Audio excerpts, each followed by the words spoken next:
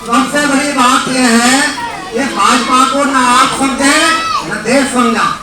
ये शुरू से लेकर के अब तक सामंती विचारधारा की पार्टी है और ये गरीब विरोधी पार्टी है। इस पार्टी ने एक ही काम करना, झांसेबाजों की पार्टी है, जुमलेबाजों की पार्टी है, झूठ बोलने वालों की पार्टी है। इसी पार्टी ने बोला था कि जहाँ झुग्गी होगी हम वहाँ मकान बना करके देंगे, और अब ये उल्टा काम कर रहे हैं। यहाँ झुग्गी है वहाँ मकान बनाने की बात से तो उलट गए, अब कहते हैं हम कहीं और मकान बना के दे रहे, ये कहीं मकान नहीं दे रहे हैं। झुग्गी वालों को जिस तरह से तोड़ करके आप वीडियो देख रहे होंगे, और आपने ये हालत देखी होगी दिल्ली की क्या हालत कर रखी है उन्होंने।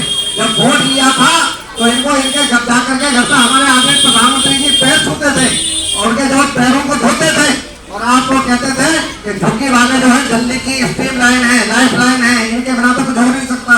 यही तो है जो दिल्ली को चला रहे हैं। आज उस दिल्ली के चलाने वालों के ऊपर कुठारा गाता है।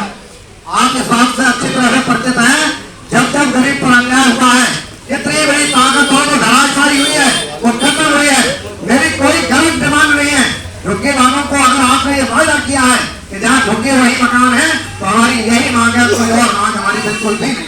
हम सिर्फ यही चाहते हैं जब झुग्गियाँ हैं उनको कमाने खाने के लिए जहाँ साधन है उनको वहीं पर मकान बना करके दीजिए। दूसरी बात हम आपको एक बात और कह देना चाहते हैं, स्पष्ट कर देना चाहते हैं, जब इनके ये इलीगल लोग हैं, अवैध कॉलोनियां हैं, अवैध झुग्गियां हैं, तो इनका वोट कहाँ से अवैध था? जब अवैध लोग थे, ये घुसपैठी है, तो इनके वोट से बनी हुई सरकार कैसे बैठते हैं? आप इन्हीं के वोट से बनी हुई सरकार है, इसलिए वो सरकार सबसे पहले अवैध है जो सरकार इनको तोड़ने का आदेश दे रही है। दूसरी बात कहता हूँ, वो अधिकारी जिनकी देख रेख में झुग्गियां बनाई गई, वो अधिकारी जो SHO से लेकर के पुलिस के अधिकारी और रेलवे के अधिकारी जिन्होंने ये झुग्गियां बनाई और पैसे लेकर के गए, सबसे पहले उनका मकान तोड़िए। मैं कहता हूँ हमारा मकान तोड़ने से पहले, हमारी झुग्गी तोड़ने से पहले उन अधिकारियों का मकान तोड़िए जो रिश्वत लेकर के बड़ी बड़ी कोठियों में रह रहे हैं। आप बताइएगा उनकी देख रेख में जो ये झुग्गियां बनी, अगर उन्हें अपनी ड्यूटी का पालन नहीं किया तो नौकरी से बाहर करिए, और अगर उन्हें रिश्वत ली है तो उनके पहले मकान तोड़िए और उनको सजा दीजिए सबसे पहले, उसके बाद झुग्गी वालों को हटा डालिए। एक बात ध्यान रखना भाजपा वालों, गरीब अगर रो देगा तो तुम्हें जिंदगी से खो देगा, तुम कहीं के नहीं रहोगे, तुम्हारी सरकार नहीं रहेगी, और जिस के बलबूते पर तुम कूद रहे हो वो कुछ भी नहीं रहेगा। जो गरीब से ठुकराया है वो मिट्टी में मिल गया है। एक बार स्पष्ट कर देना चाहता हूँ, इन गरीबों के साथ कोई न्याय नहीं होना चाहिए। हमारी कोई मांग नहीं है, गरीब जो भारत में अपनी जिंदगी काट रहा है उसे किसी चीज की जरूरत नहीं है, कम से कम से जीने का अधिकार दीजिए। वो जो आपने वादा किया उसको पूरा कीजिए, और इन गरीबों को पक्के मकान उसी जगह पर बना करके जहाँ वो रह रहे हैं उनको दे दीजिए, सौंप दीजिए। इससे बड़ी कोई डिमांड नहीं है। हमारे नेता आए हुए हैं, वो आगे बात करेंगे।